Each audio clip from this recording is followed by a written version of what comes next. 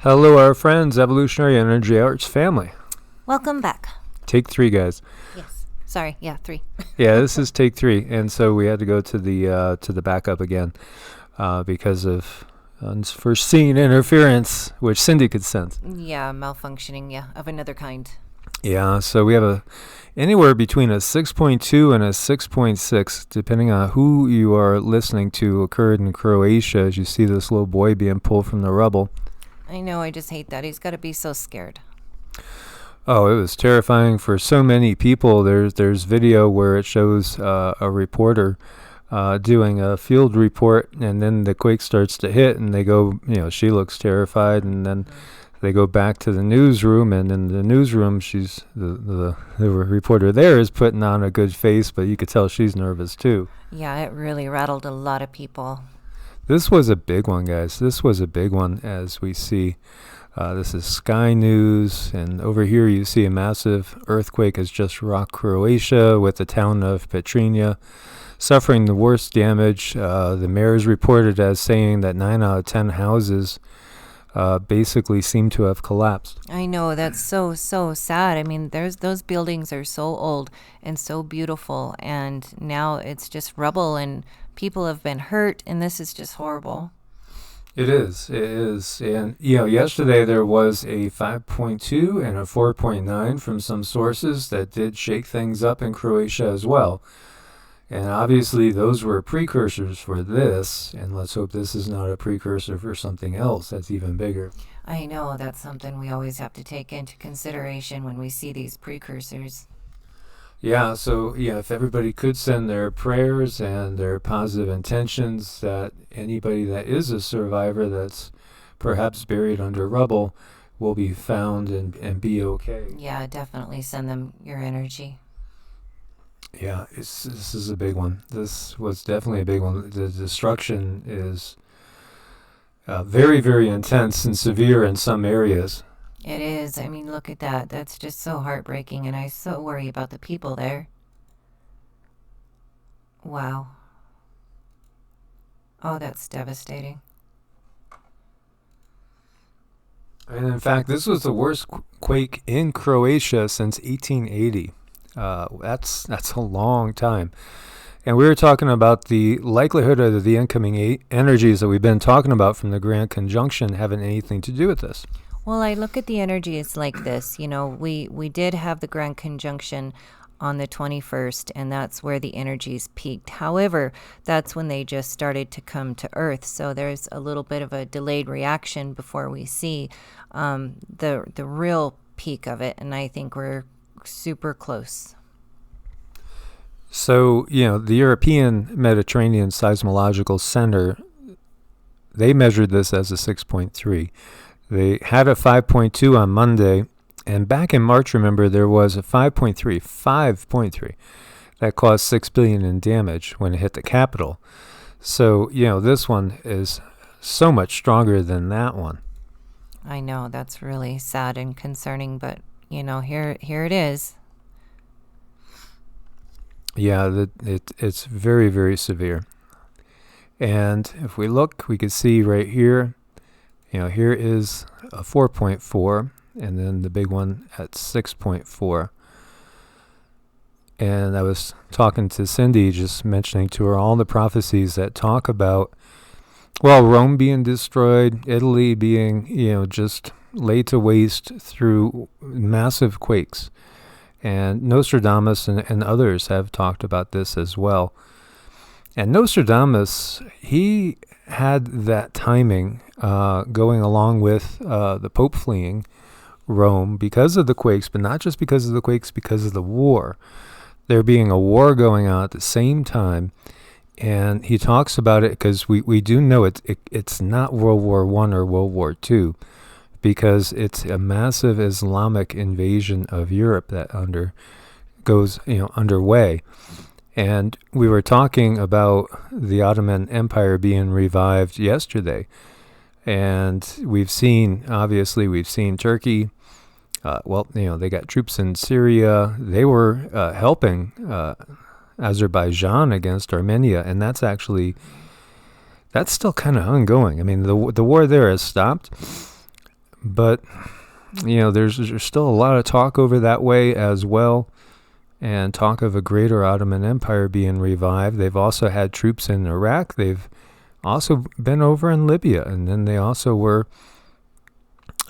basically having a dispute with Greece on some of these islands that, both of them will disagree on who really controls them. So one really has to sit and wonder if things are moving into alignment in accordance to that. It feels like it. It feels like it. And then, of course, we've talked about all the volcanic activity, and Etna is going off, and we're just watching Vesuvius, and we're watching Pele, because Casey talked about Vesuvius and Pele's shown more activity as well. So, it feels like we're right on the cusp of kind of things going a little bit more crazier even than they have been. So one thing I want to point out is now the USGS doesn't show all the quakes. There's always a ton of quakes that happen, throughout Europe and happen down into Mexico that they never show for whatever reason. And you could go on CSEM and see them. But still, they're only showing 213 quakes in 24 hours. That's really low. Mm-hmm. That's very low. And when we see low activity like that, usually there is something coming of like a 6 or bigger. Just typically that seems to be the case. So we'll definitely, keep our eyes open. And if we're, looking for areas that look kind of quiet, there's only one quake being shown around Japan. There's nothing around New Zealand right now. So, and South America doesn't look, too busy. We had that 6.7 before off of the coast of Chile, remember, a few days back. I do want to point this out, though. And you can see 2 quakes right here.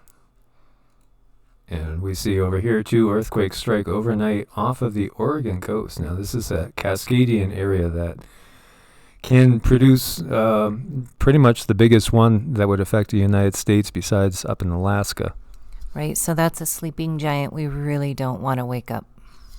No, and so, a 5.7 is a pretty good size quake in that area. We have seen that before, and we have seen, maybe as much as a dozen, ones occur after something along that line or leading up to something of about that type of magnitude.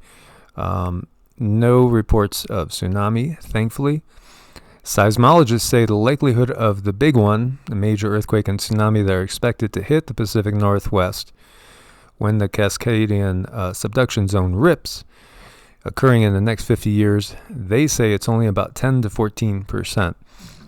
What do you feel from what you get from the guides? What do you think the likelihood is in the next 50 years? It's still pretty low. I'm feeling between, a 12. The number 12 is coming up. Okay, so kind of right along lines with what the experts are saying. So here we see that 5.7. And by the way, asteroid 2020 YS4 flew past Earth at 0.25 lunar distance. That's kind of close. Yeah, that is pretty close. A quarter of a lunar distance, which is about 239,000 miles.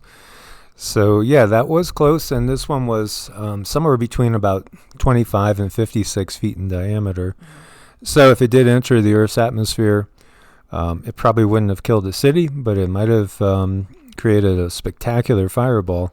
Yep. And who knows? We've seen some wild things in the sky lately. By the way, this was the 107th of the year that came within a lunar distance. That's a lot. That's, broke 100, so I'm curious to see what happens next year. Yeah. But yeah, and I wonder, how many of these, when you think about, like, looking at the Sumerian legends and stuff, the fact that, Enlil supposedly knew something was coming and let it happen without warning humanity, just to get rid of humanity because it was getting to be too noisy and too much of a pain for him. But you wonder if these beings have, this advanced type of technology, if they could just play Pong with asteroids and say, let's just, let's give them a scare and just kind of like bounce one into our area, bounce a whole bunch into our area. I mean, seriously, if they are so advanced, and I do think, that there's reality to that. We have reached out and sensed them. We do think there are these beings that we've talked about out there. And, perhaps not so benevolent towards humanity and the earth. Oh, yeah, there's definitely those ones too. So keeping that into consideration, so many different things are possible. Yes. So, guys, as always, make sure you're subscribed. Thanks for your support on Ko-Fi and Patreon. Anybody that needs to reach out to us for energy healing or any sort of coaching, please reach out at earts@protonmail.com or evolutionaryenergyarts@gmail.com. And thanks for your patience with us getting back to you, as it has been busy. It has. God bless and namaste. God bless and namaste.